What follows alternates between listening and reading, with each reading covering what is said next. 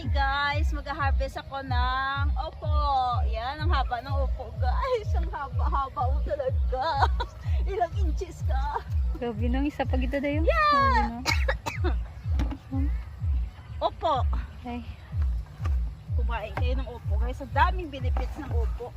Pa. ito pag ito mga gulang na sila. Galing dugagmay ito. Para pag ito. Oh, para pag ito. Ari pag ito. Sigurado ka? Ari pag ito.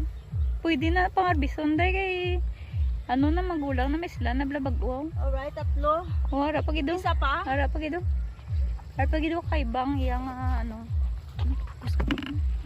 Gawin Ayan na. na guys. Isa pagid guys. Isa pag ito ano. Yan. Diyan.